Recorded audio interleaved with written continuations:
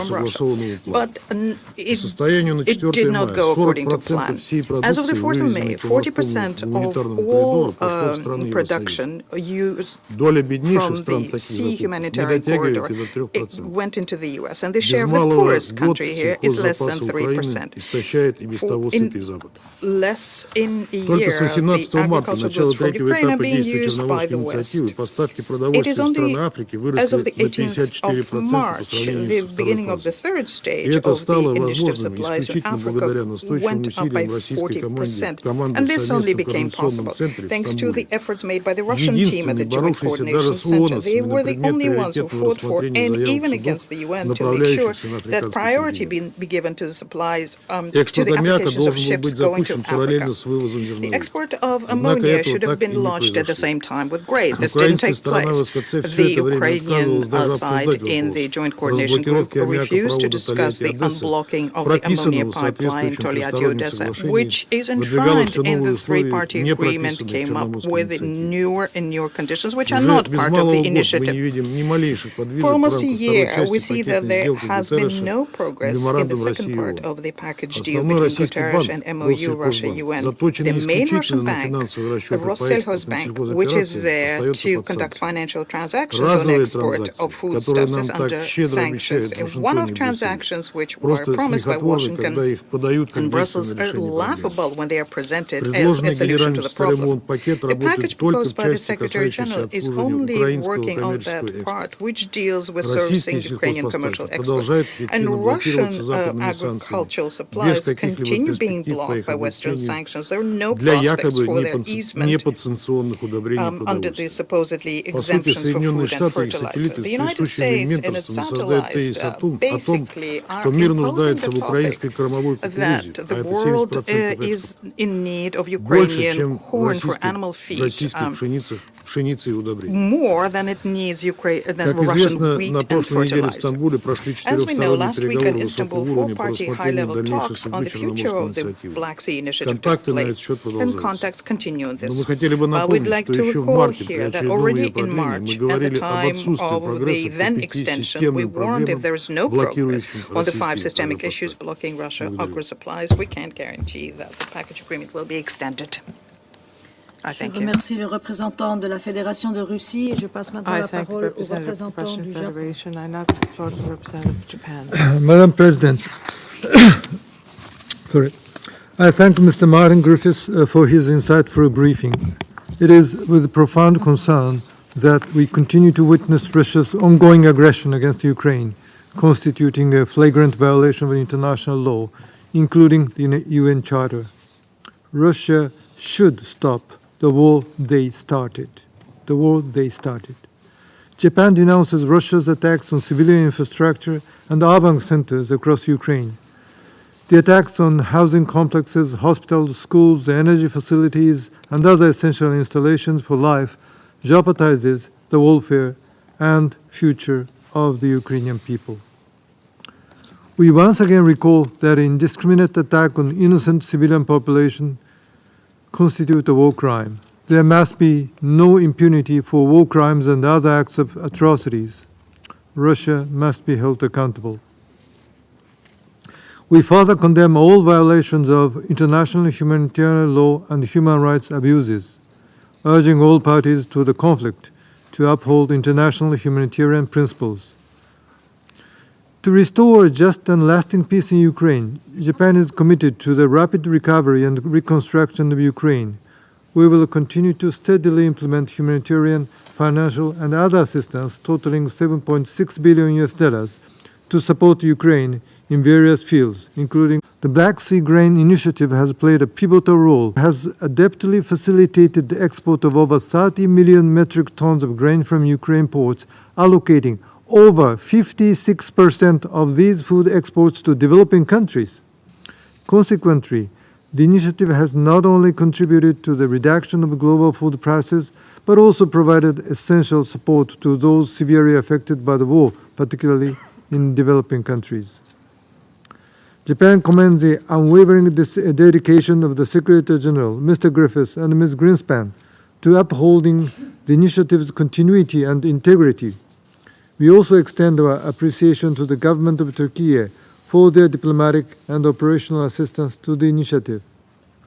In line with the efforts to prevent further deterioration of food crisis, Japan actively contributes to providing emergency food assistance and enhancing the resilience of the international community, including vulnerable member states, and has so far committed over $250 million of assistance.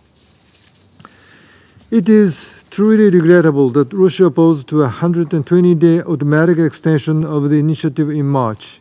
It is also deeply concerning that since May the 1st, the JCC inspection rate has dropped significantly, indicating not only Russia's unwillingness to facilitate inspections and the movements of ships, but also the intention to suspend the initiative. The prospect of suspension is alarming, as it disregards the potential catastrophic consequences for global food supplies. To avert global hunger and tackle food insecurity, we must ensure the safe and smooth passage of vessels transporting grains, related foodstuffs, and fertilizers from designated Ukrainian ports by sustaining the initiative's operations. Japan calls on all relevant parties, particularly Russia, to act responsibly to ensure the continuation of the initiative. Madam President, the anguish endured by Ukraine and the subsequent strain on global food security must cease. Japan reaffirms its unwavering dedication to providing comprehensive support and standing in solidarity with the people of Ukraine. We pledge to continue our endeavors to secure global food supplies, thereby contributing to stabilizing global markets, preventing poverty, containing social instability, and maintenance of international peace and security. I thank you. Je remercie le représentant du Japon et je passe la parole au représentant du Gabon. Madame la Présidente, je remercie le secrétaire général adjoint Martin Griffith pour les informations qu'il vient de partager avec nous sur la situation humanitaire en Ukraine. Je salue la participation à cette session du représentant permanent d'Ukraine, de la délégation de l'Union européenne ainsi que des représentants de la Roumanie, de la Pologne, de la Lituanie et du Danemark. Madame la Présidente, au seuil du 15e mois de guerre en Ukraine, le bilan de ce conflit meurtrier en termes de pertes, de souffrances et de détresse humaine ne cesse de s'alourdir. Les civils et les infrastructures civiles continuent d'être les cibles des combats meurtriers et de nombreux déplacements de populations consécutifs aux bombardements qui rendent impossible le quotidien des populations innocentes. En dépit d'une solidarité internationale prompte et conséquente, l'aide humanitaire n'a pu parvenir à l'ensemble des personnes dans le besoin, dont les dernières évaluations d'OCHA situent le nombre à 17,6 millions de personnes en 2023, selon les statistiques de la semaine dernière. Nous saluons le travail des agences spécialisées des Nations Unies et toutes les organisations engagées sur le terrain qui doivent faire face à des besoins humanitaires spécifiques et dans des conditions souvent difficiles. Nous reconnaissons leurs efforts pour pourvoir au secours urgent consécutif au bombardement, mais aussi à l'assistance multiforme dont les populations ont quotidiennement besoin dans leur exode ou dans les lieux d'accueil. Nous appelons les parties à faciliter l'accès des convois humanitaires vers toutes les zones d'intervention et en particulier celles qui sont au plus près de la ligne de front, les plus touchées. Les personnes qui ne prennent pas part au combat, et en particulier les personnes vulnérables comme les enfants, les personnes malades ou les personnes âgées, doivent pouvoir accéder aux services essentiels tels que l'eau, l'électricité ou les médicaments. Nous réitérons notre appel constant aux belligérants à respecter leurs obligations en vertu du droit international humanitaire, à ne pas cibler les infrastructures essentielles et les populations civiles et à s'abstenir d'utiliser des armes dont les effets indiscriminés infligent des souffrances inutiles aux civils ou peuvent induire une menace durable pour ces derniers, notamment par leurs effets sur l'environnement. Nous soulignons en particulier la nécessité pour les belligérants de s'abstenir de recourir aux mines ou aux armes à sous-munitions ou autres armes téléguidées et à prendre le maximum de précautions en vue de minimiser leurs effets sur les civils et en particulier les femmes, les enfants et les personnes les plus vulnérables. Madame la Présidente, l'ampleur des défis sécuritaires qui se juxtaposent dans plusieurs foyers de tension met à rude épreuve l'élan de solidarité internationale et complexifie la mobilisation humanitaire. Le HCR alerte contre des pénuries de nourriture, d'eau et de médicaments dont les effets peuvent être catastrophiques s'ils ne sont pas très vite endigués. Quant aux besoins de financement du plan d'intervention rapide de la FAO pour l'année 2023 en Ukraine, Il est FAO évalué à intervention plan 205 for millions de 2023 dollars in Ukraine, américains. its amount is Dans ce contexte $205 économique million mondial in fortement impacté 2023. par la multiplicité des And crises, the par la international résurgence d'autres economy conflits armés, impacted by par various le crises, durcissement de la other armed crise humanitaire, conflicts, notamment en lien avec humanitarian l'insécurité dire alimentaire situations, in galopante, particular having to l'équation do the paraît growing avoir food plus insecurity. pour seule issue pertinente d'investir dans le dialogue So afin the de only trouver outcome une here solution is to diplomatique go through et dialogue and politique find a en diplomatic vue and de mettre political fin à la solution guerre. so as to put Le an prix end à payer, to the aussi war. bien The en vie price to humaine qu'en pay in terms of reconstruction human matérielle est lives trop lourd. and Et chaque jour reconstruction is far too de heavy. guerre ne fera And qu'augmenter every la facture. day at Mon pays war continue will only et demeure increase that. convaincu, My country remains mon pays demeure convinced convaincu que la paix et la that coexistence peace pacifique and peaceful découleront de coexistence négociations de result bonne foi from entre good faith l'ensemble des parties. negotiations amongst all L'accord parties. sur les céréales et And the celui accord relatif on à grain l'échange des and prisonniers the de one guerre on prisoner confortent notre conviction. exchange Nous demeurons reassures us of attentifs this et conviction. prêts à encourager toute We initiative de règlement de conflit will par le canal encourage diplomatique. any Mon initiative pays that reste could du côté de la resolve the recherche conflict de solutions diplomatically. viables qui We permettent look de régler forward to durablement viable le conflit solutions that could, in a et lasting de manner, régler resolve the durablement le conflit et conflict parvenir and à la call paix on et appelle les parties to parties invest à in peace. s'investir dans des négociations de bonne We foi call for all en vue de parties to mettre fin become à la guerre involved meurtrière en in Ukraine. good Je vous faith remercie. negotiations, so put a dead to the deadly war in Ukraine. I thank you. Thank you, says the President. And I'll give the floor to representative of Ghana. Thank you.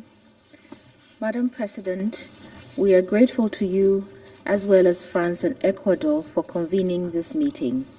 We are also grateful to USG Martin Griffiths for his informative briefing. It is regrettable that the war on Ukraine is continuing in a manner that puts at risk the lives of innocent civilians as several cities and towns continue to come under the heavy bombardment of military artillery. For several weeks, intense fighting has held in areas such as Bakhmut, Mariupol, Lysychansk, Popasna, and Severodonetsk, where there are reports of numerous civilian casualties.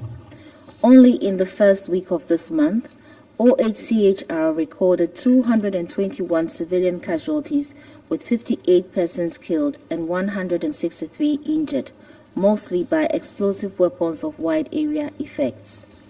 As is often indicated in the briefings to the Council, these numbers are likely to be higher than those reported. While the casualties have reduced in comparison to previous months, we feel strongly that any civilian casualty is one too many for a war that ought not to have been fought at all. Moreover, both sides have suffered great costs as hundreds of thousands of their men are reported to have lost their lives or been injured at the front lines of the battle. While the turn of the war in coming days is uncertain, what remains unchanged are the obligations of the warring parties under international humanitarian law and human rights laws to ensure the protection of civilians from harm during times of war. In keeping with these humanitarian obligations, we urge the parties to ensure the safe passage of civilians and grant unhindered humanitarian access to all areas where people require assistance, including the occupied territories of Ukraine. We caution against deliberate attacks on civilian populated areas, as well as the destruction of civilian infrastructure, especially energy and water installations, homes, medical centers, schools, and marketplaces, whose destruction heightened the vulnerabilities of civilians and worsened their difficult circumstances. We are grateful for the continuing commitment of the United Nations humanitarian agencies and other partners for their indispensable efforts in placating the impact of the war on innocent lives. We wish to emphasize the importance of making medical, reproductive, and psychological health services accessible to all, especially for the women and children. We thank the leadership of the United Nations and Turkey for their efforts in support of the Black Sea Grain Initiative and join the calls that its further renewal would be helpful in assuaging market commodity concerns. As indicated in today's briefing, the grain deal has been an important stabilizing factor in global food prices over the past year. In expressing our hope for an extension of the initiative, we reiterate our call on the parties and all stakeholders to renew their commitments to ensure its effective operation in all aspects.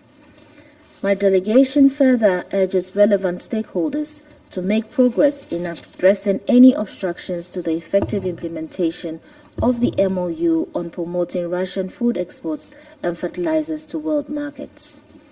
Following the recent evacuation of settlements around the Zaporizhzhia nuclear power plant, an action that has heightened uncertainty among residents and also abroad, we share in the concerns raised about the staffing conditions at the plant and express our support for the ongoing consultations led by the IAEA to secure the protection of the power plant. We wish to reiterate the absolute necessity of nuclear safety and security in Ukraine, and further reiterate that there can be no winners in a nuclearized conflict.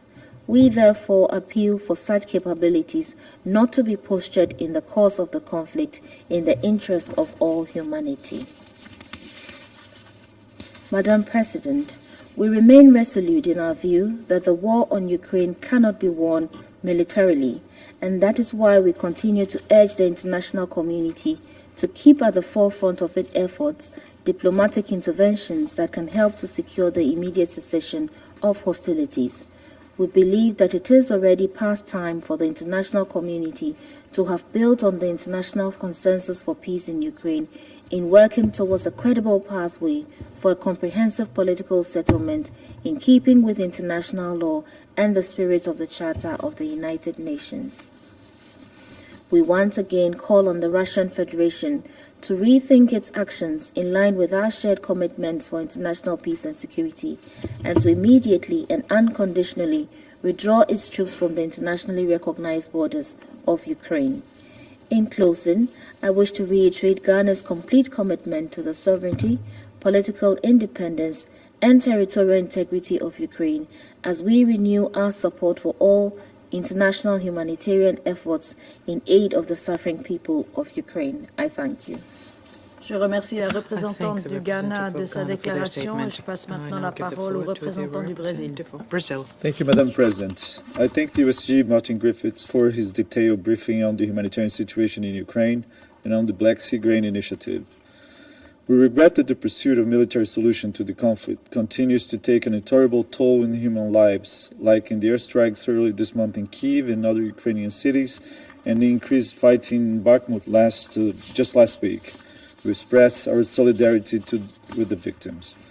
We reiterate our call on all parties to respect and to respect humanitarian international law and the fundamental principles of distinction between combatants and civilians, of proportionality, precaution, necessity, and humanity.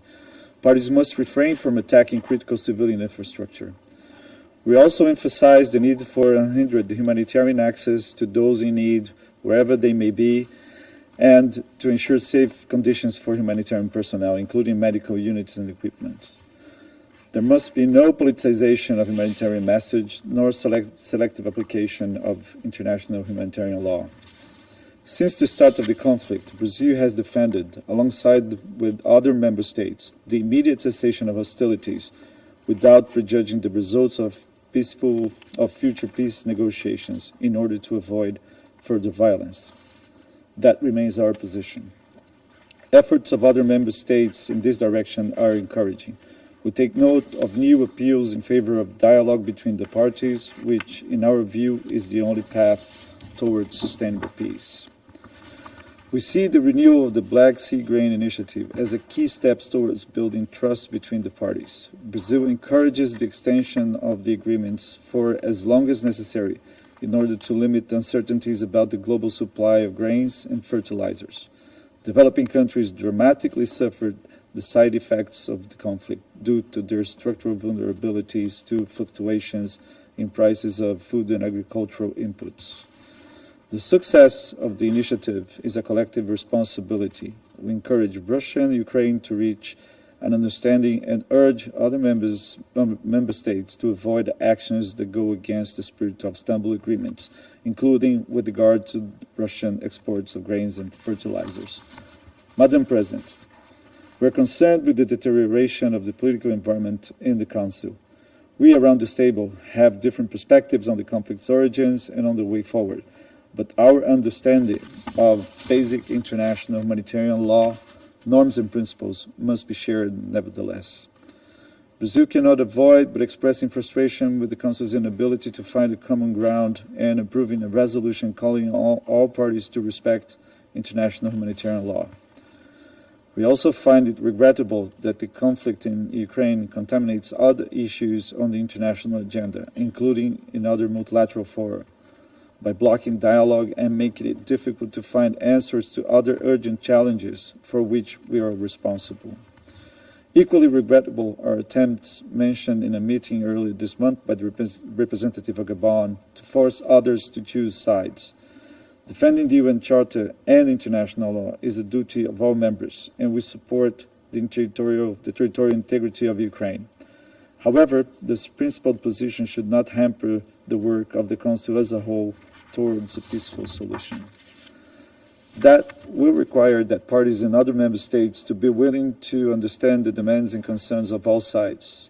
The sooner we engage in this collective effort, the better. Thank you. Le représentant du Brésil, je passe maintenant la parole au représentant des États-Unis. Representative of the United States.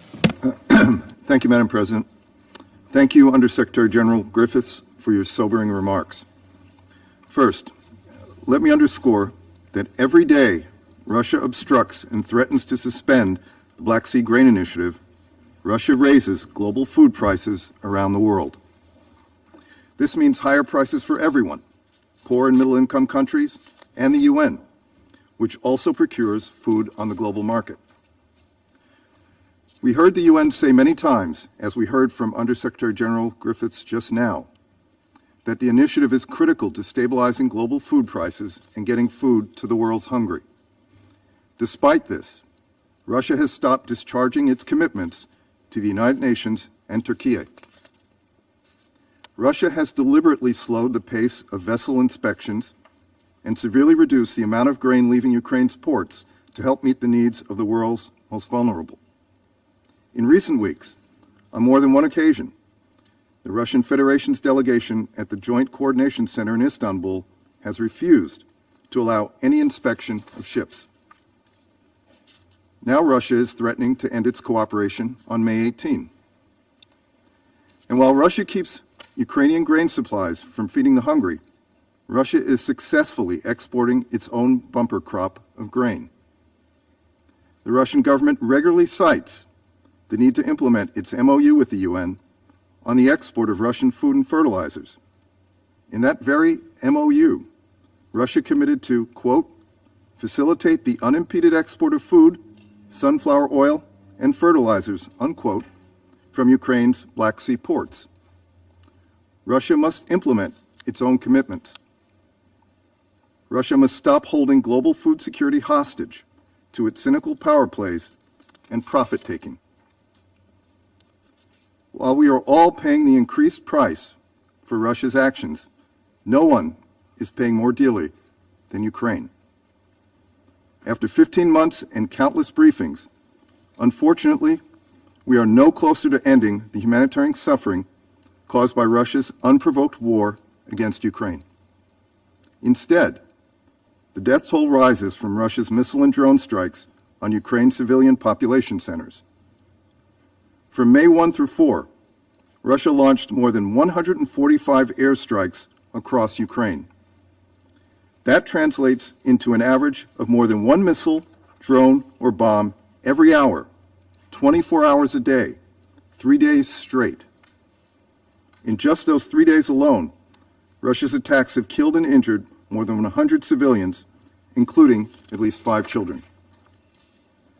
Humanitarian organizations have reported worsening conditions in the frontline areas, and necessities such as electricity, food, and fuel are in short supply. President Putin's escalating attacks on Ukraine's critical infrastructure threaten us all. Russia's obstruction of the Black Sea Grain Initiative impacts the world's hungry. Russia has no interest in mitigating the spillover effects of its war against Ukraine, just as Russia has shown no genuine interest in negotiation or meaningful diplomacy. We call on Putin to stop holding the world's hungry hostage and extend and fully implement the Black Sea Grain Initiative. We again call on Russia to end its attacks on the people of Ukraine, and withdraw its forces from Ukraine's territory completely. Russia alone has the power to end the war it senselessly started. Thank you, Madam President. Je remercie le représentant des États-Unis et je passe la parole à la représentante de Malte. Thank you, President, and I thank USG Griffiths for his sobering briefing and for the work that he and his team are carrying out on the ground. The humanitarian situation in Ukraine has continued to deteriorate since the last time discussed by this Council. Over the past 15 months, the number of people in need of emergency humanitarian aid and protection has increased from approximately 3 million to nearly 18 million.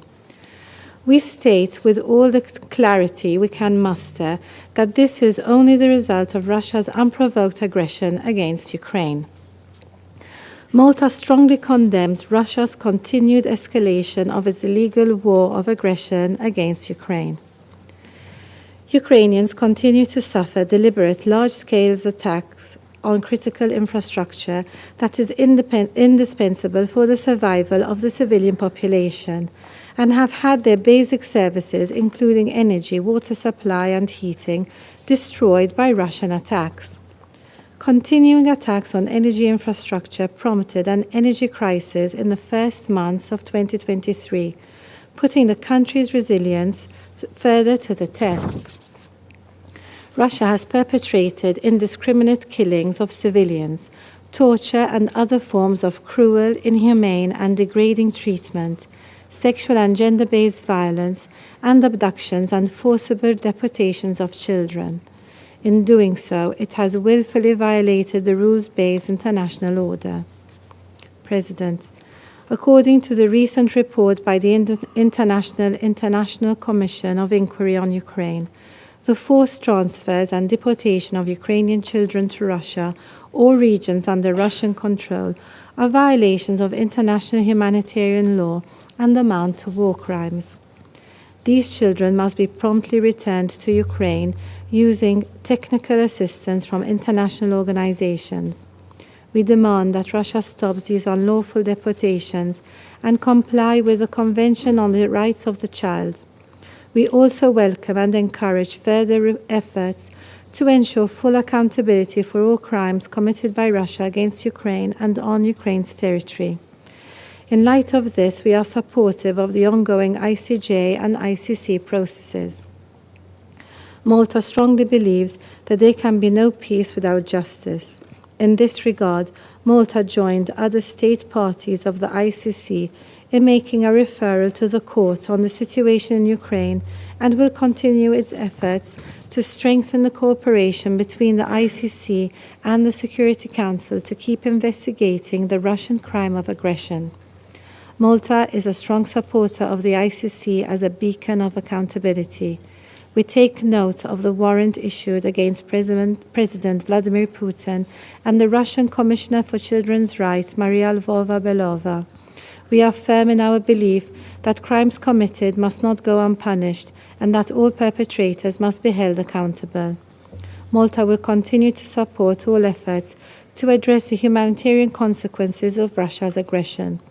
We also reiterate that the only step towards a just and lasting peace would be for Russia to immediately cease all hostilities and, unconditionally, completely withdraw all of its forces and military equipment from the entire territory of Ukraine within its internationally recognized borders. I conclude by highlighting the importance of the Black Sea Grain Initiative, which extends beyond Ukraine and affects global food security.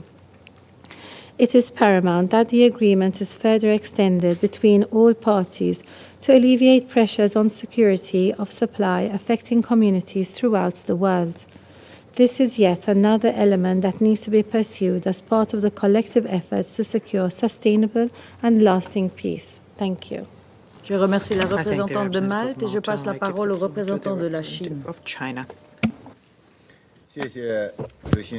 Thank you, Madam President. Madam President, I thank USG Griffiths for his briefing just now. The Ukraine crisis is still dragging on. The humanitarian situation remains extremely dire, and the spillover effects of the crisis continue to manifest themselves. The international community should take positive steps to mitigate the humanitarian consequences of the conflict and make joint efforts for the de-escalation of the situation and an early cessation of hostilities. First, every effort should be made to reduce the harm and suffering done to civilians. The international humanitarian law provides for the code of conduct that must be observed in situations of conflict. Parties to the conflict should spare no effort in protecting the safety of civilians and civilian facilities. Women and children are the most vulnerable groups in armed conflicts and must be given special attention. We welcome the expansion of aid to all affected populations and the facilitation of repair and restoration of civilian infrastructure by the international community, including humanitarian agencies, on the basis of neutrality and impartiality. China supports the balanced, full, and effective implementation of the Black Sea Grain Initiative and the MOU on the export of Russian food and fertilizers, and supports the UN in playing an important role in this regard to remove the real obstacles facing the export of Russian food and fertilizers. Second, the red line of nuclear safety must never be crossed. Nuclear weapons must not be used, and nuclear wars must not be fought. The safety and security of nuclear power plant facilities in Ukraine concern the safety and well-being of hundreds of millions of people. Any accident could cause incalculable humanitarian and ecological consequences. We call for maximum rationalness and restraint, and for avoiding words and deeds that could exacerbate confrontation and lead to miscalculations. China supports the Director General of IAEA in maintaining communication with Russia and Ukraine, and in playing a crucial role in safeguarding the safety and security of civilian nuclear facilities. Third, the spillover effects of the conflict response measures should be taken seriously and managed. The world economy is faced with renewed risks of recession, which calls for the coordinated actions by all countries to jointly keep global food, energy, and financial markets stable. However, one round of unilateral sanctions after another and ever-expanding long-arm jurisdiction have not only led to severe humanitarian consequences, but also undermined the global industrial and supply chains. The U.S. and other relevant countries should seriously reflect upon their behavior, immediately mend their ways, and create conditions for developing countries to grow their economies and improve livelihood. They must refrain from engaging in economic coercion on one hand, and on the other, cooking up narratives accusing other countries of economic coercion. Unilateral sanctions have no basis in international law and are drawing the aversion and opposition from a growing number of countries. It must be pointed out that the so-called rules-based international order is likewise highly problematic in legal and practical senses. They are no excuse for the U.S. and other relevant countries to abuse unilateral sanctions and hardly enjoy broad support or recognition from the international community. Fourthly, and most fundamentally, the greatest sense of urgency is needed for the political settlement of the crisis. There are no simple answers to complex issues. Any comprehensive solution always begins with the first step, and the resumption of dialogue and negotiation cannot wait indefinitely. All parties should create conditions for advancing dialogue and negotiation, instead of adding fuel to the fire and escalating tensions in an attempt to profit from it. On the Ukraine issue, China has always been on the side of peace, and everything we do is for the promotion of talks for peace. Ambassador Li Hui, Special Representative of the Chinese government on Eurasian affairs, has left today for visits to Ukraine, Poland, France, Germany, and Russia to engage with all parties on the political settlement of the Ukraine crisis. We stand ready to work with the international community in the continued and tireless efforts towards the political settlement of the Ukraine crisis. Thank you, Madam President. Je remercie le représentant de la Chine de sa déclaration et j'invite la représentante du Royaume-Uni à prendre la parole. Thank you, President, and I join others in thanking Under-Secretary General Griffiths for his briefing and work on the ground. And your briefing today, Under-Secretary General, reminds us of the enormous cost of Russia's war of aggression. Russia has continued to conduct massive missile and UAV strikes against inhabited areas across Ukraine, killing innocent civilians. The UK is appalled by reports of recent Russian attacks on the Ukrainian Red Cross warehouses in Odessa and on a mobile hospital in Mykolaiv. There is no excuse for attacking the most vulnerable or the brave humanitarian workers who are supporting them. So we call on Russia to abide by international humanitarian law, in particular to observe the distinction between combatants and civilians. Ukrainian civilians, indeed all civilians, should be protected by all combatants. Similarly, aid organisations and aid workers, whose mission is to help innocent civilians in humanitarian need, are not a target. In Russian-occupied areas of Ukraine, an estimated 4 million people are living in dire, forlorn conditions. Despite regular attempts by the UN to gain access to deliver humanitarian support, Russia has never provided the necessary security guarantees for access. We continue to call for unimpeded and sustained humanitarian access to the people of Ukraine. We call on Russia to stop denying access and cease its attacks on critical infrastructure and residential areas. President, as we've heard from others, the BSGI is critically important.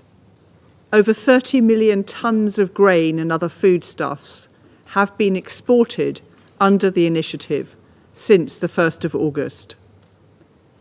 The deal has been critical to lowering global food prices and getting urgently needed grain to countries that need it most. As the World Food Programme has said, grain deliveries to any country drive global prices down. So we urge Russia to stop threatening to leave the initiative and instead to agree to a sustained and stable deal. In the meantime, Russia continues to block and delay ship inspections. This obstruction harms global food security by delaying shipments, restricting supplies, and keeping prices high for food importing countries. Finally, President, the UK is fully committed to holding Russia to account for its illegal actions in Ukraine. We will continue to support independent investigations into the atrocities committed in Ukraine as part of a just and sustained peace. Thank you. Je remercie la représentante du Royaume-Uni et je passe la parole à la représentante des Émirats arabes unis. Madam President, I would like to join others in thanking Under-Secretary General Griffiths for his informative briefing today. Mr. Griffiths, your sobering report is not only a reminder of the importance of why we are here, but what we must do our utmost to avoid, losing our sense of urgency surrounding this conflict. Neither should we stand idly by as this war transforms into a protracted conflict of several years. The consequences are too grave for all of us. Yet fighting has been continuous and unending, with the price being paid by civilians who bear the brunt of the suffering.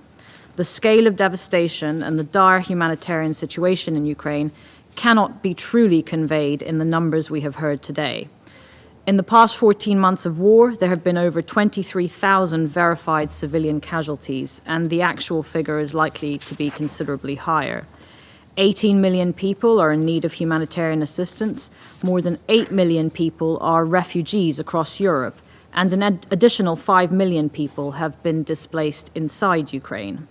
Humanitarian access must therefore be ensured in order to allow much-needed aid to reach civilians caught in the fighting. In recent weeks, there has been a noticeable uptick of missile and drone strikes that have damaged or destroyed civilian infrastructure. Humanitarian facilities have been hit. Last week, a Ukrainian Red Cross warehouse and mobile health clinic were destroyed. We once again reiterate our call on the parties to the conflict to abide by their obligations under international humanitarian law. Civilian objects must never be the target of an attack. The UAE continues to provide humanitarian assistance to those impacted by the conflict, including a donation of ambulances recently. We also continue to support civilian energy needs. We have sent 2,500 generators and are sending additional energy-efficient power supplies in the coming period. Madam President, the war in Ukraine has had far-reaching consequences beyond the battlefield, as the ripple effects have exacerbated global food crises. The Black Sea Grain Initiative has proven vital against this backdrop. The world has seen the safe export of over 30 million metric tons of grain and foodstuffs from Ukraine since the beginning of the initiative. These efforts thus far have successfully contributed to alleviating the mounting pressure on global food prices and the inevitable knock-on effects of a destabilized food system on the world's poorest. We are encouraged that this vital initiative continues and commend the earnest efforts of the United Nations and Turkey to bring all parties to the table in order to find solutions on the outstanding issues. And we're pleased to hear that the UN will continue to work closely with all sides to ensure the smooth operation of the BSGI. At the same time, we continue to call for the full implementation of the MOU on Russian fertilizers and food products and continue to support efforts to this end. While the importance of the Black Sea Grain Initiative is widely appreciated for its practical benefits, in reality it is also, we hope, a trust-building mechanism. Reaching an agreement again on this initiative and other successful negotiated outcomes, such as exchanges of prisoners of war, demonstrate that there remains some degree of willingness to negotiate a pathway forward. We are cautiously hopeful that such efforts can be a conduit for building trust between all parties and may serve to remind all parties of the benefits of peace. Madam President, the UAE has consistently held that there is no viable military solution to this war, and we will not waver in this belief. We call for de-escalation, diplomacy, and dialogue as the way forward. The international community should rally behind all efforts that lead to the cessation of hostilities and pave the way for a just and lasting peace, one that respects Ukraine's sovereignty, independence, and territorial integrity. Thank you, Madam President. Je remercie la représentante des Émirats arabes unis. Je vais maintenant faire une déclaration en ma qualité de représentante de la Suisse. Je voudrais commencer par remercier le secrétaire général adjoint Martin Griffiths, non seulement de son exposé, mais aussi de tout son travail et du travail de ses équipes, tant en Ukraine que par rapport à l'Ukraine. Au mois de mai, ce Conseil met traditionnellement l'accent sur la protection de la population civile, obligation juridique pour toute partie à un conflit armé. Et pourtant, après 15 mois de guerre, nous devons constater que la population civile en Ukraine continue de payer un prix bien trop douloureux. Ces derniers jours, la population ukrainienne a dû subir à nouveau de multiples vagues d'attaques. Des missiles et des drones russes ont frappé différentes régions d'Ukraine. À Kherson, les attaques ont touché une gare et un supermarché durant les heures de pointe. Ils ont tué ou blessé des dizaines de personnes. À Odessa, l'entrepôt de la Croix-Rouge ukrainienne a été détruit, de même que sa clinique mobile à Mykolaiv. À Ternopil, un entrepôt humanitaire a également été détruit par des frappes russes samedi dernier. La Suisse condamne fermement ces attaques. Switzerland strongly condemns these attacks. I reiterate once again, civilian persons and objects are not targets. Nous appelons au respect du droit international humanitaire. Les parties au conflit ont la responsabilité de prendre toutes les mesures possibles pour protéger la population civile. Nous rappelons également l'obligation de protéger les travailleuses et travailleurs humanitaires et d'assurer leur accès sans entrave aux près de 18 millions de personnes dans le besoin en Ukraine, y compris celles qui se trouvent dans les zones occupées par la Russie. Par ailleurs, la reddition des comptes est un impératif pour rendre justice. La commission d'enquête internationale indépendante sur l'Ukraine a conclu en mars dernier que certaines violations du droit international commises en Ukraine constituent des crimes de guerre. Les auteurs de ces crimes et d'autres violations du droit doivent répondre de leurs actes. En même temps, il est essentiel de placer les besoins des victimes au centre de tous les efforts de justice transitionnelle. Nous soutenons la recommandation de la commission d'enquête selon laquelle il faudra mettre en place des instruments complémentaires tels qu'un registre des victimes, des réparations et des services de santé mentale et psychosociaux. Excellences, l'agression militaire russe contre l'Ukraine a des répercussions négatives dans le monde entier. C'est là qu'entre en jeu l'initiative de la mer Noire, ainsi que le protocole d'accord axé sur l'exportation de produits alimentaires et d'engrais russes. L'initiative contribue à atténuer l'insécurité alimentaire et énergétique. La semaine dernière, elle a franchi un seuil important avec l'exportation de 30 millions de tonnes de céréales et de denrées alimentaires depuis son lancement. Parmi celles-ci, plus d'un demi-million de tonnes de céréales ont été expédiées par le Programme alimentaire mondial à l'appui de ses opérations humanitaires en Afghanistan, en Éthiopie, au Kenya, en Somalie et au Yémen. Au vu de sa valeur ajoutée, l'initiative de la mer Noire doit se poursuivre. Nous encourageons toutes les parties à redoubler d'efforts afin de trouver une solution durable. Nous saluons l'engagement du secrétaire général et de ses représentants et la contribution de la Turquie à cet égard. La Suisse se tient prête à apporter son soutien, notamment dans son rôle d'État hôte. Excellences, après 15 mois de guerre, des milliers de civils souffrent des effets directs dévastateurs de ces hostilités, ainsi que des effets indirects sur les infrastructures indispensables pour subvenir à leurs besoins fondamentaux. Nous réitérons notre appel urgent à la Russie à entamer immédiatement une désescalade, à cesser toutes les opérations de combat et à retirer sans délai ses troupes de l'ensemble du territoire ukrainien. J'espère que ce mois de mai, marqué par l'esprit des conventions de Genève, nous amènera à réaffirmer ce qui devrait toutes et tous nous unir, l'impératif humanitaire pour protéger la population civile. Cela vaut en Ukraine comme partout dans le monde. Je vous remercie. Je reprends maintenant mes fonctions de présidente et je donne la parole au représentant de l'Ukraine. Well, thank you, Madam President. Distinguished members of the Security Council, Under Secretary General Griffiths. I also recognize the representative of Putin's regime in the permanent seat of the Soviet Union. We meet to address the Russian war against my country after one of the lowest periods in the history of this Council, the April presidency of the aggressor state, which inflicted yet another blow on an already compromised principal body of the United Nations. This April alone, the Russian occupiers committed 6,139 war crimes. These crimes led to the death of 207 Ukrainian civilians, including 11 children. On the 28th of April, Russia again launched a missile strike on a multi-story apartment building, this time in Uman, Cherkasy region. As a result, 23 residents were killed, including 6 children.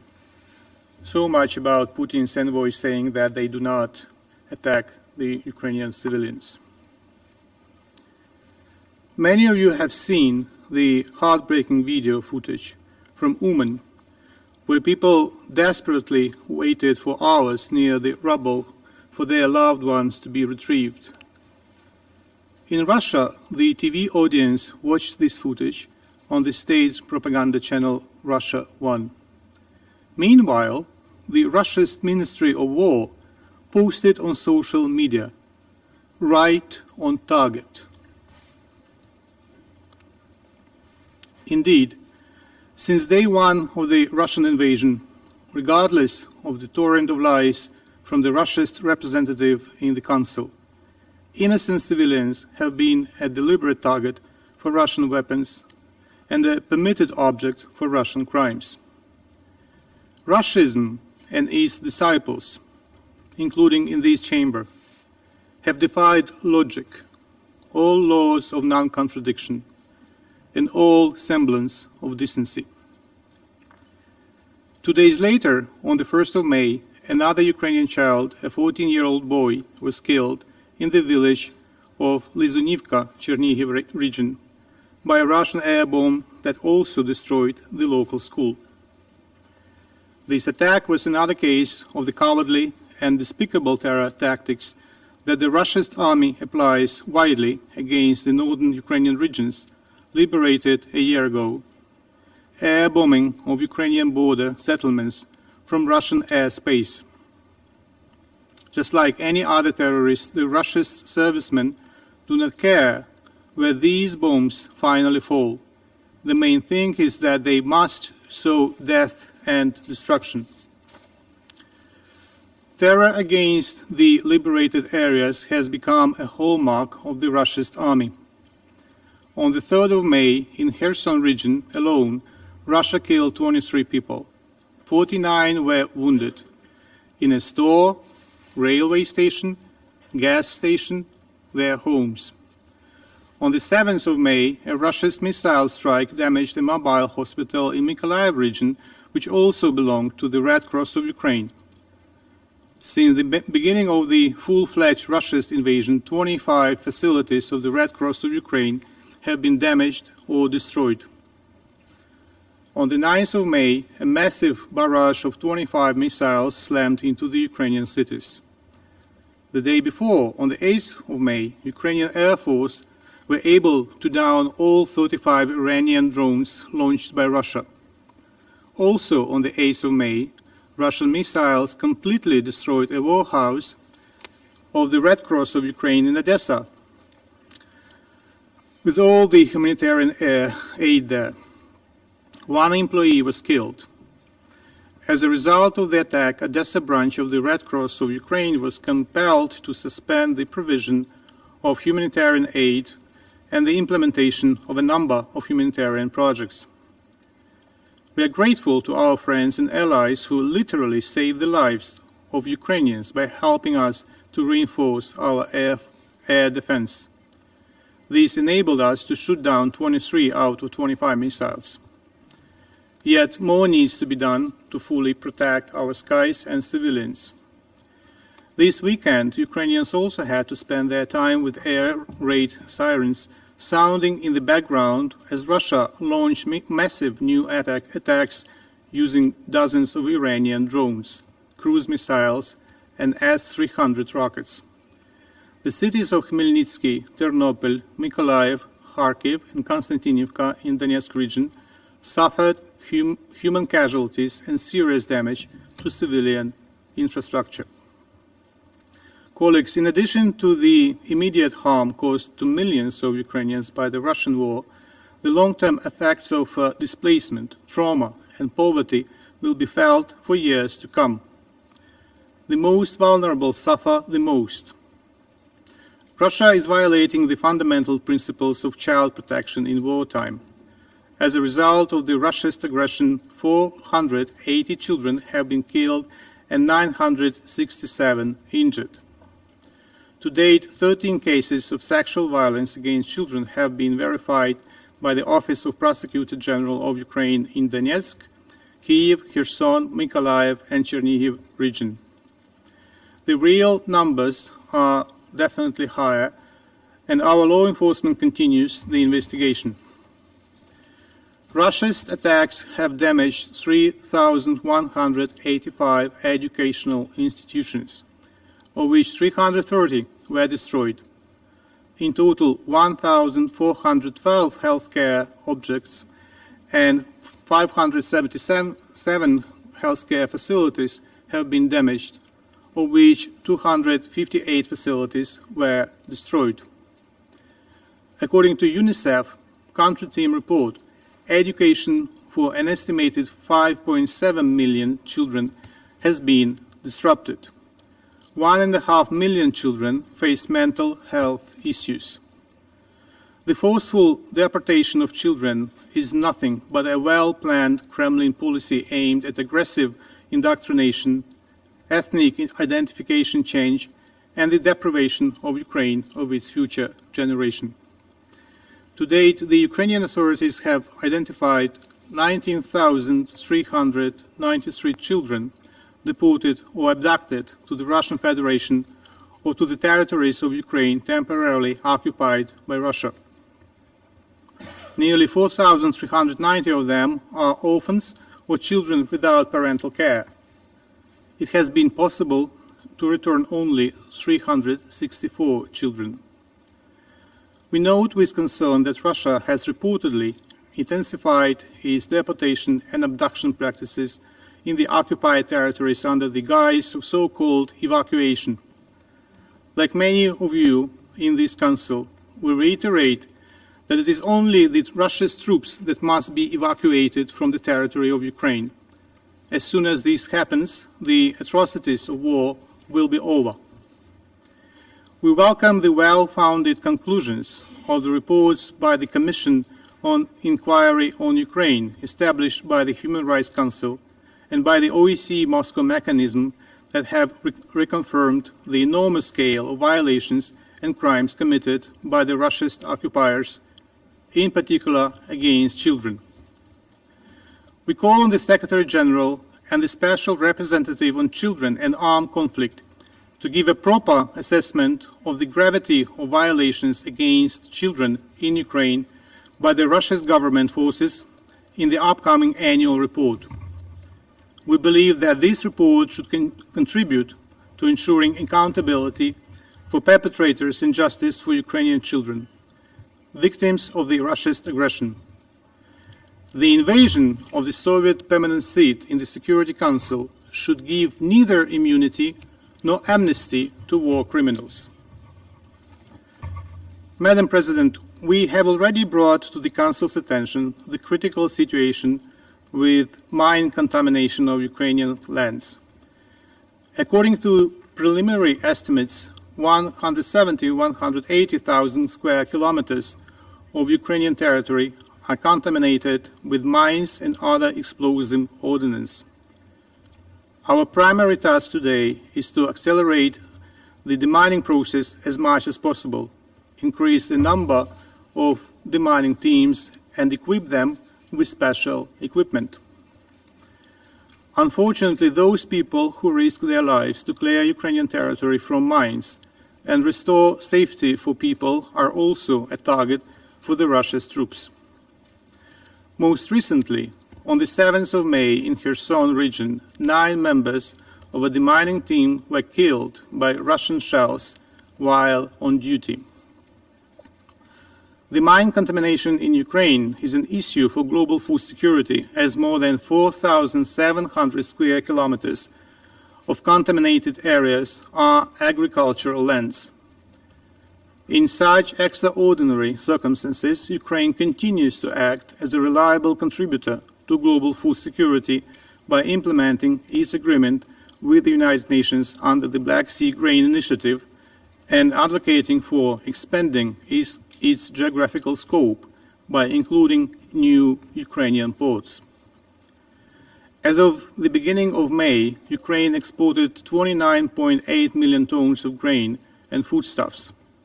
This number includes 600,000 tons of grain shipped by vessels chartered by the World Food Programme in support of its humanitarian operations in Afghanistan, Ethiopia, Kenya, Somalia, and Yemen. This volume could have been significantly higher if Russia did not resort to impeding practices. We are concerned that since the 1st of May, the inspection rate has dropped to an average of 2.9 inspections per day. compared to 6.6 in the period of August 2022, April 2023. As a result, in April, we were able to export through the grain corridor less than 3 million tons, which is only a half of our agricultural export capacities.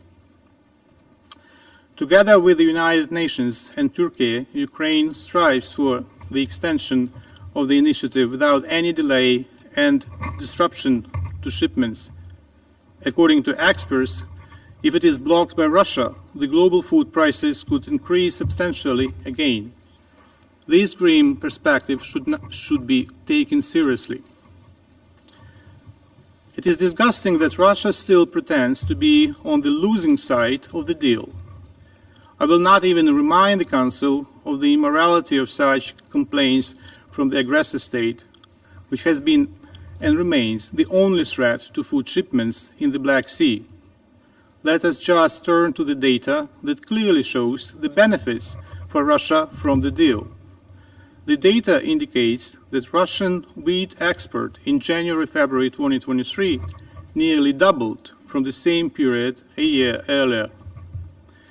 We therefore consider these speculations to be an attempt to whitewash Russian deliberate practices to weaponize food supplies, and we urge the international community to give a resolute response. Let me remind some statements here. Black Sea Grain Initiative is not due to expire this week. It is, however, the Russian blackmail deadline that expires this week. Madam President, a week ago, we paid tribute to the victims and heroes of the Second World War, marking the end of this war in Europe. The atrocities of this war prompted our predecessors to commit themselves to save succeeding generations from the scourge of war. Now in Ukraine, Russia reminds us that our commemoration slogan, "Never Again," is still a goal to be achieved. The lessons of the Second World War teach us that just and lasting peace can only be possible if evil is defeated and is not able to continue its aggression. Any attempt to appease the aggressor at the expense of its victims will only protract and broaden the scope of the tragedy. As my President said on the 8th of May, when Ukraine, along with the entire world, commemorated the victory over Nazism. We in Ukraine give meaning to these words, "Never again," not only to remember, but also to protect, not only to value life, but also to do the utmost to ensure that everyone who threatens life, everyone who brings aggression, everyone who resorts to terror against other nations, every such evil loses. Ukraine has committed to stop this modern evil of Russism. We are guided by the supreme principle of morality that is a categorical imperative, since it is not conditional upon one's preferences. I thank you. Je remercie le représentant de l'Ukraine de sa déclaration et je donne maintenant la parole à son Excellence M. Lotskog, chef de la délégation de l'Union européenne auprès de l'Organisation des Nations Unies. To the United Nations. Thank you very much, Madam President. I have the honor to speak on behalf of the European Union and its member states, the candidate countries North Macedonia, Montenegro, Albania, Ukraine, the Republic of Moldova and Bosnia-Herzegovina, the potential candidate country Georgia, and the EFTA country Liechtenstein, member of the European Economic Area, as well as Andorra and Monaco, all aligned themselves with this statement. And I want to, like everyone else, first thank very much Under Secretary General Martin Griffiths for the briefing, and also, of course, to commend you and the UN system for the excellent work that you are doing on the ground, providing humanitarian assistance under very difficult circumstances in Ukraine and in many other places. The horrors that you, Mr. Griffiths, and others have described from inside Ukraine, resulting from Russia's unprovoked and unjustified military aggression, are unimaginable. For 15 months now, the Russian leadership has struggled without success to find any justification whatsoever for its illegal war of aggression. Russia must stop its war and immediately, completely and unconditionally withdraw all of its forces and proxies from the entire territory of Ukraine within its internationally recognized borders. Madam President, I will emphasize 3 points in my intervention. First, the importance of upholding international law and international humanitarian law. Second, the need for accountability. And third, efforts to address the global consequences of Russia's war of aggression. First, international law and international humanitarian law must be respected. Therefore, Russia must immediately stop its indiscriminate and decimating shelling of civilians and civilian areas. Under international humanitarian law, deliberate attacks on civilians or attacks that do not distinguish between military targets and civilians are prohibited under all circumstances. We strongly condemn cases related to sexual and gender-based violence. We are particularly horrified by the impact of Russia's aggressions on children. Children have been killed and maimed. Schools and hospitals have been attacked in blatant violation of international law. Russia's practice of forcibly transferring and deporting Ukrainian children is a violation of international humanitarian law. The UN Commission of Inquiry on Ukraine concluded that it amounts to war crimes. Russia must immediately facilitate the safe return of Ukrainians who were forcibly transferred or deported. We also strongly condemn Russia's attacks and violence against journalists and media workers. UNESCO has stated that 12 journalists were killed in Ukraine since the start of the invasion. Journalist safety is indispensable to ensuring the right to freedom of opinion and expression, and in particular, the freedom of the press. We urge Russia to enable safe, rapid, and unhindered humanitarian access to populations in need of assistance, in particular into the temporarily occupied territories through the front lines. It is imperative that the safety of humanitarian workers is ensured. Second, there can be no impunity for the commanders, perpetrators, and accomplices of atrocities. The EU is firmly committed to ensuring full accountability for war crimes and the other most serious crimes committed in connection with Russia's war of aggression against Ukraine, including through the establishment of an appropriate mechanism for the prosecution of the crime of aggression. We welcome the creation of the new International Center for Prosecution of the Crime of Aggression against Ukraine in The Hague, and we reiterate our support for the investigations of the prosecutor of the International Criminal Court. We're also fully supportive of the establishment of an international mechanism to register the damages Russia has inflicted, as recommended by the UN General Assembly in its resolutions of November 2022. Third, Madam President, Russia's aggression and its weaponization of food have undermined global food security, driving up food and fertilizer prices worldwide. We welcome the Secretary General's active engagement to address these serious consequences, and we call on all Member States to come together in support of his efforts.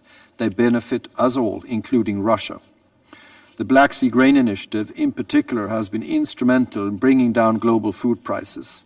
It is crucial that it is renewed and runs at its full potential to provide continuity and predictability needed by operators and to avoid a discontinuation in shipments of grains to countries in need.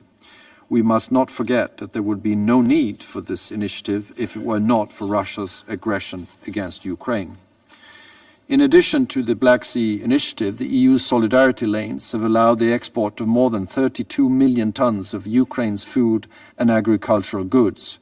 World Food Programme chartered vessels have transported almost 600,000 tons of wheat through various Black Sea ports, including to Ethiopia, Afghanistan, Yemen, Somalia, and Kenya. Through Ukraine's own Grain from Ukraine program, hundreds and thousands of metric tons of grain have been donated to countries in need, as we just heard. We know these efforts are still insufficient for countries vulnerable to food insecurity. Therefore, together with our member states, we are providing 18 billion euros to address urgent and longer-term food security needs in 2021 to 2024, focusing on regions most affected by food insecurity. Concretely, this support enables vulnerable countries to afford key staples imports despite price increases and currency devaluations, as well as to increase their resilience and food autonomy in the longer term. I want to reassure the members of this Council that every effort in support of Ukraine has come in addition to, and not instead of, our global commitments, as illustrated by the increase in EU official development assistance. We're grateful to all countries who are generously supporting those in need in Ukraine and elsewhere, and once again encourage all to step up their assistance in line with OCHA's humanitarian response plan and appeal for aid for this year.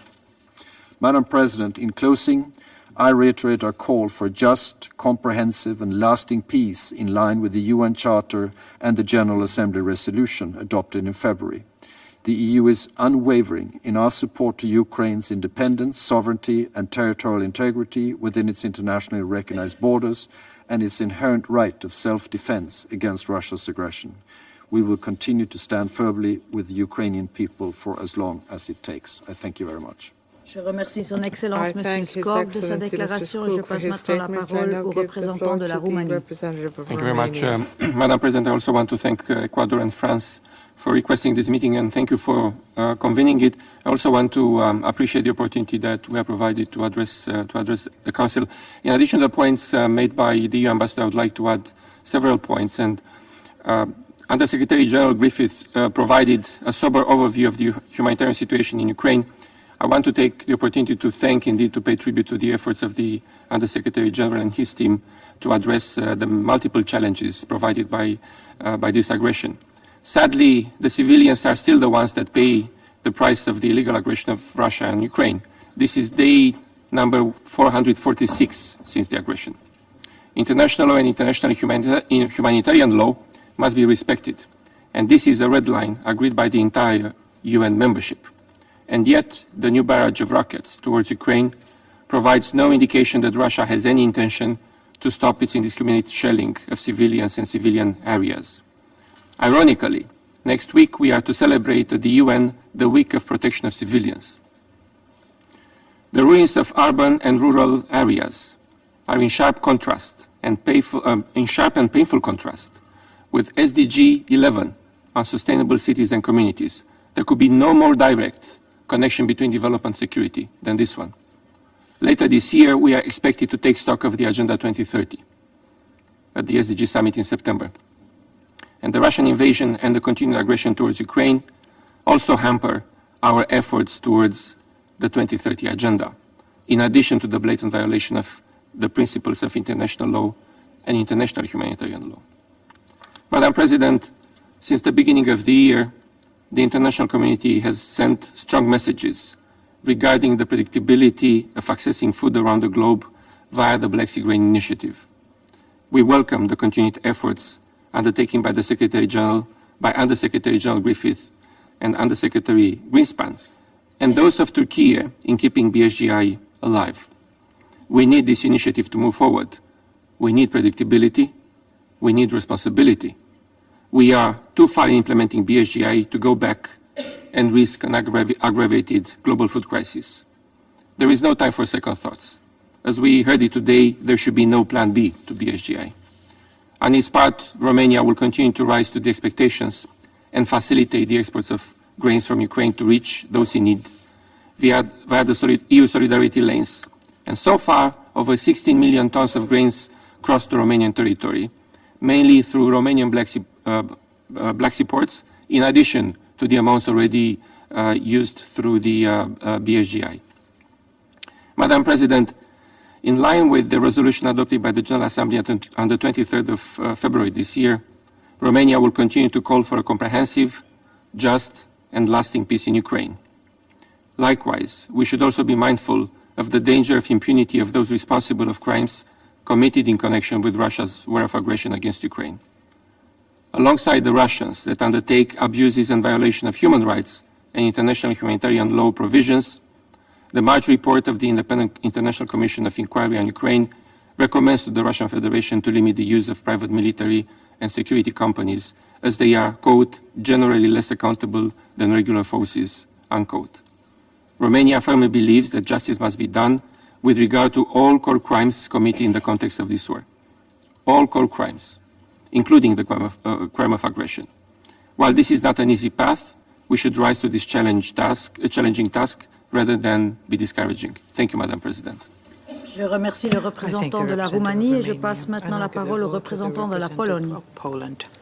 Madame la Présidente, Poland appreciates the convening of this timely and very needed meeting. We value the opportunity to contribute to the discussion, triggered once again by the new distressful facts regarding the humanitarian impact of the Russian aggression against Ukraine, which we heard about from our well-informed briefer, and I would like to thank USG Martin Griffiths for his briefing. Excellencies, let me concentrate today on the following 3 points.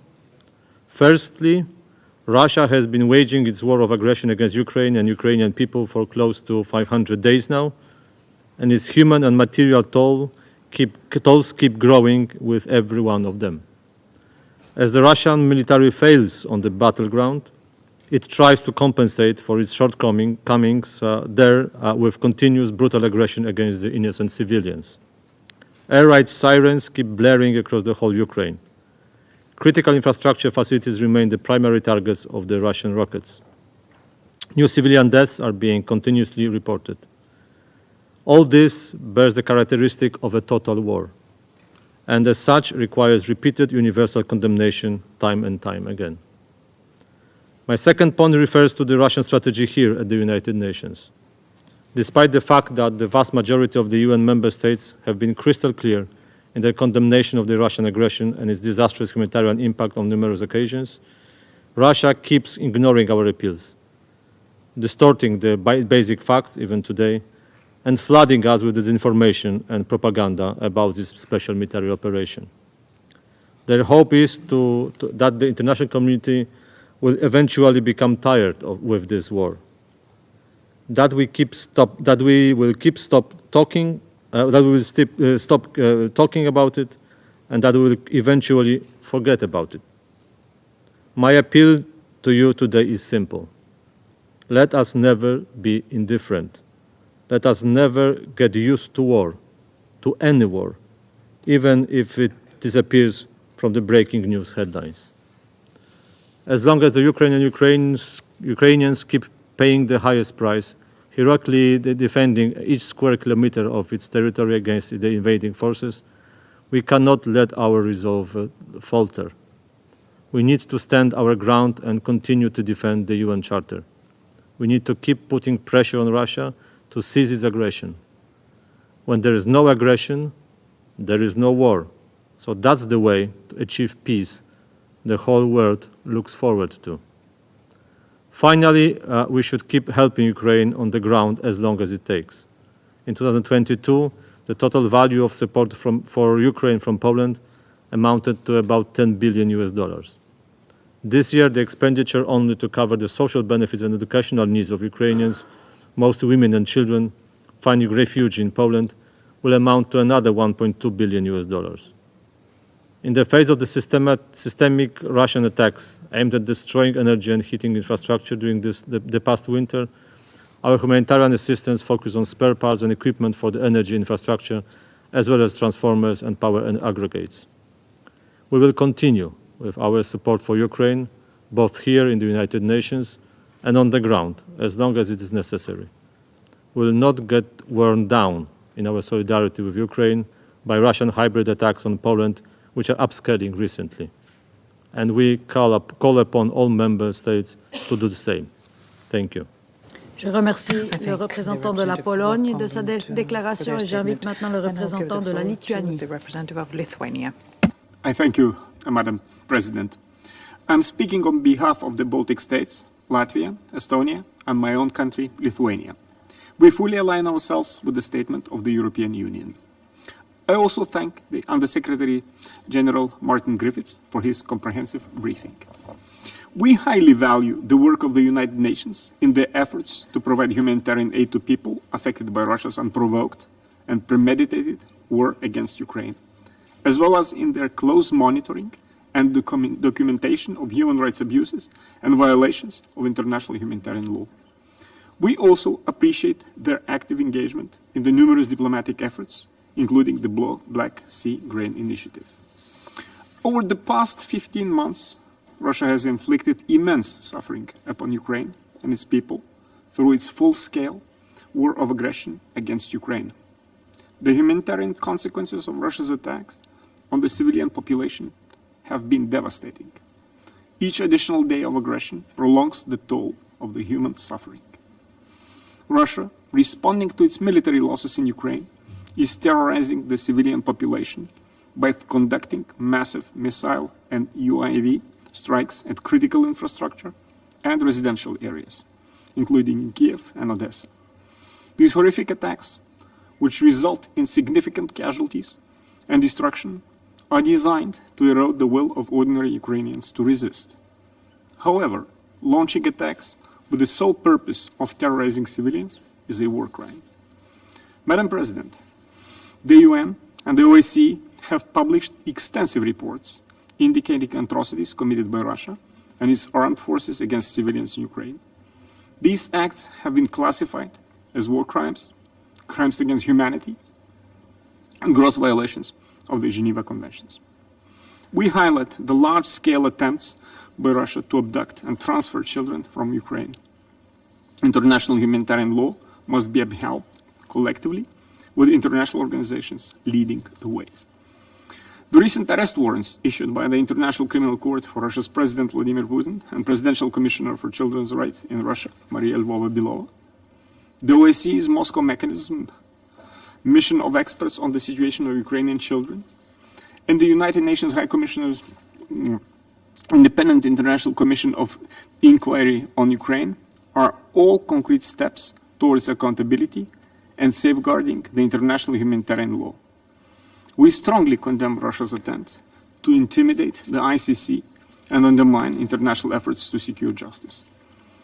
Madam President, on May 8th, Russian strikes destroyed 1,000 square meters of humanitarian aid stored in the large warehouse of Ukrainian Red Cross for the Odessa region. By attacking agricultural infrastructure and restricting maritime exports, Moscow seeks to instrumentalize the vulnerabilities of other countries. It is estimated that Ukrainian agricultural products feed 400 million people around the world.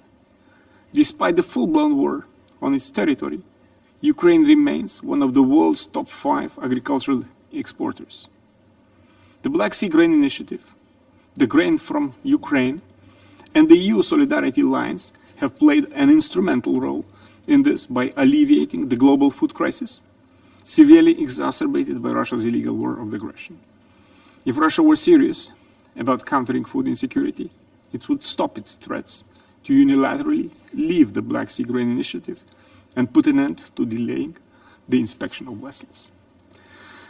The Baltic states are making significant diplomatic efforts to support Ukraine, providing humanitarian, economic, and military aid.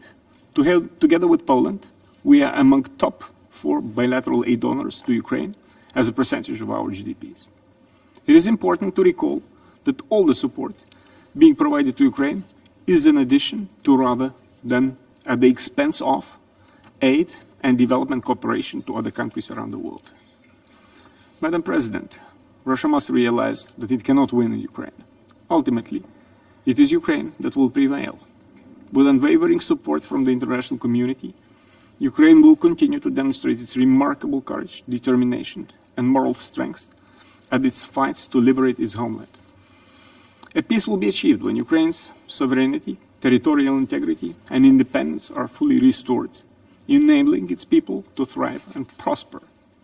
We reiterate our support for President Zelensky's efforts to promote a comprehensive, just, and lasting peace in line with the UN Charter, and we support the basic principles outlined in his peace initiative. We are committed to upholding Putin's criminal regime accountable for the war of aggression unleashed against Ukraine. We, the international community, must unite and commit ourselves to ensure the full accountability for the core international crimes in connection with Russia's war against Ukraine, including through the establishment of a special international tribunal for the prosecution of crimes of aggression. The full version of the statement will be provided to the members of the Security Council in written. I thank you, Madam President. Je remercie le représentant de la Lituanie et je passe la parole au représentant du Danemark. Thank you, Madam President. I have the honor to speak on behalf of the 5 Nordic countries, Finland, Iceland, Norway, Sweden, and then, of course, my own country, Denmark. The Nordics are committed to the protection of civilians in armed conflict as a cornerstone of international humanitarian law. Globally and at the country level, in Africa, the Middle East, Asia, the Americas and Europe, our commitment to humanitarian action is resolute. And I want to take this opportunity to thank Under-Secretary General Griffiths for his briefing and for the work of OCHA's staff, along with the staff of other UN agencies and other humanitarian actors who do humanitarian work around the clock under impossible conditions in Ukraine and elsewhere. Now, for more than a year now, Ukraine has been bravely resisting a brutal war of aggression initiated by Russia. The devastating consequences of the war also reach beyond Ukrainian borders to the Horn of Africa, Yemen and beyond, where millions of people have been pushed deeper into food insecurity due to rising food and energy prices across the world. Russia's war against Ukraine has compounded many global challenges, making it an urgent matter of international peace and security, and obviously a matter of concern to all member states. Madam President, Russia's indiscriminate missile attacks across Ukrainian cities continue to cause harm to civilians and severe damage to civilian property and infrastructure, illustrating Russia's complete disregard for international humanitarian law. The consequences of these brutal attacks are extensive and far-reaching, and the situation is especially dire close to the front lines, where the need for protection and humanitarian assistance, such as food, medicines and shelter, is alarmingly high. For many, the consequences of the war are long-lasting, damaging the very foundation for recovery and healing, both at the personal and at the societal level. In this regard, the Nordics welcome the establishment of a register of damage, documenting claims of damage caused by Russia's war of aggression against Ukraine, as recommended by the UN General Assembly in its resolutions ES 11/5. Madam President, delivering humanitarian assistance in Ukraine to those in need is difficult and dangerous. The situation is a horrific reminder of the need to ensure protection for all civilians. Under international humanitarian law, civilians and civilian objects must be protected, and humanitarian access must have full, safe, and unhindered access. And we condemn in the strongest terms attacks on humanitarian operations, such as the attacks on a Ukrainian Red Cross warehouse in Odessa and on medical facilities in Mykolaiv on 8th of May. And we call on Russia to allow full, safe, and unhindered access for humanitarian access. Madam President, further to the tragic consequences for people in Ukraine, Russia's illegal invasion has had catastrophic global effects. The worsening food crisis and the volatility of global food and energy prices have impacted countries around the world. The World Food Programme estimates that an astounding 345 million people will experience acute food insecurity this year. This is the equivalent of more than the entire population of the United States of America. The world's poorest and those in the most vulnerable situations tend to be the ones most affected by such crises. As a result, the need for humanitarian assistance globally has increased, and at the same time, food assistance and humanitarian operations have become more expensive, exacerbating the gap between humanitarian needs and available funding. Madam President, until Russia ends its illegal war of aggression against Ukraine, the continuation of the Black Sea Grain Initiative remains imperative to avoid a worsening of the global food crisis. Up until earlier this month, the initiative had ensured the export of as much as 30 million tons of grains and foodstuff, thereby helping to stabilize global food prices and allowing access to food for people at risk of famine. We welcome the active engagement by the Secretary General and Turkey and urge Russia to ensure a long-term rollover of the Black Sea Grain Initiative in line with the Istanbul Agreement and to immediately suspend its military operations. The extension and full implementation of this initiative is critical in order to avoid a further deterioration of the global food crisis. Madam President, let me conclude by saying the Nordics will continue to stand with Ukraine and its people, and we commend Ukraine's initiative for a just peace and support the various initiatives that are seeking accountability for international crimes committed in connection with Russia's aggression against Ukraine. I thank you. Je remercie le représentant du Danemark de sa déclaration. Il n'y a plus d'oratrices ou d'orateurs inscrits sur la liste. La séance est donc levée.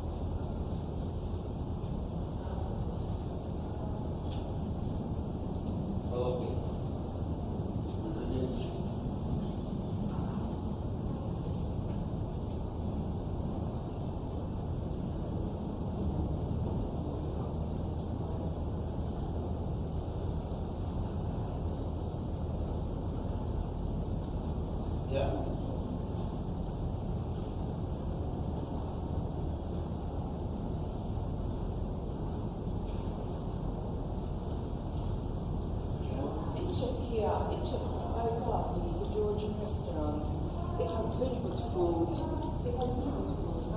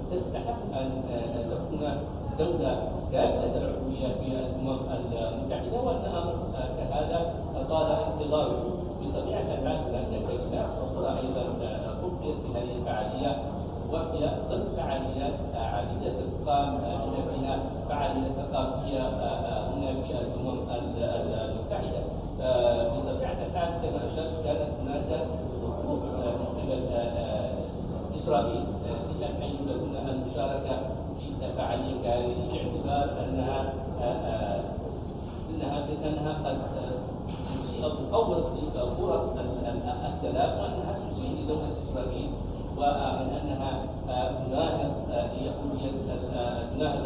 هذا منطق وحدث تحدث الرئيس الفلسطيني حينما قال نحن ندافع عن اسرائيل لانها يهوديه ولكن انها تهدد اراضينا الفلسطينيه وهي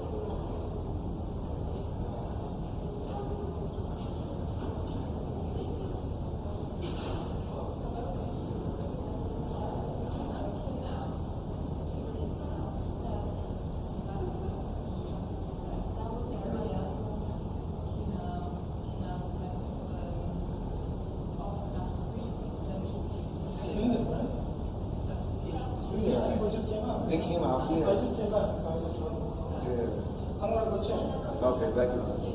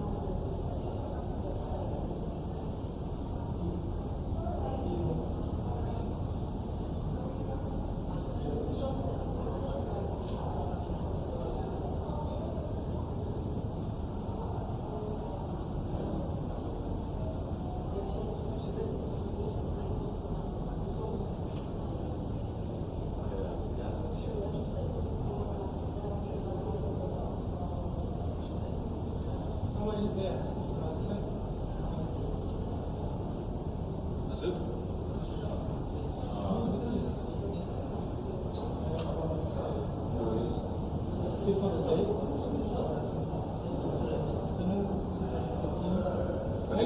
Only 22 speakers. Let me just check.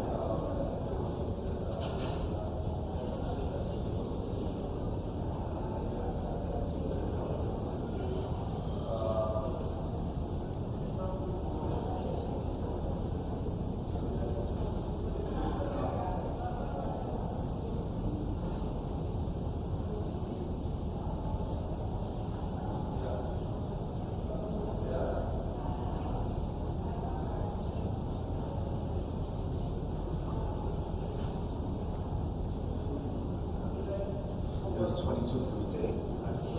Yeah, just fixed it. Somebody's running, so just give me 1 second.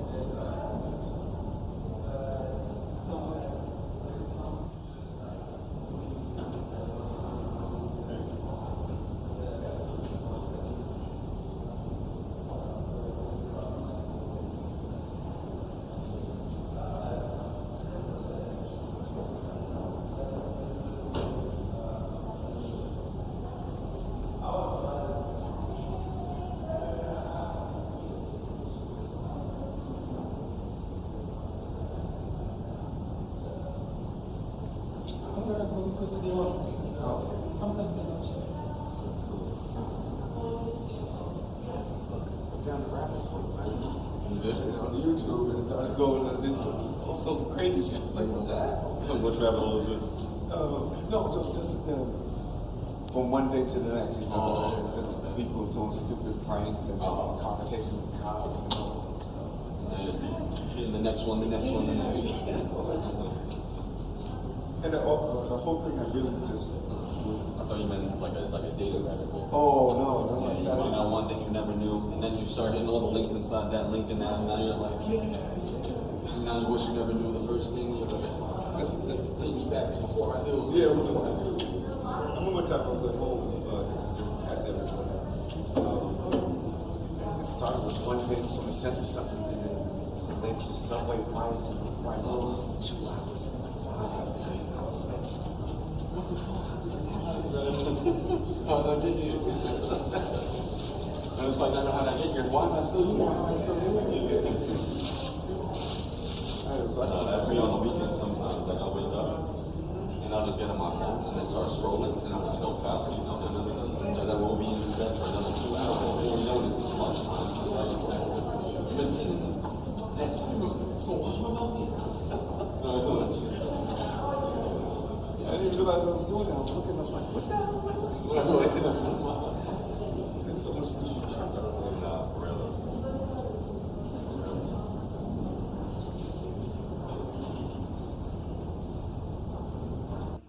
استيقاظ هسه استيقاظ هسه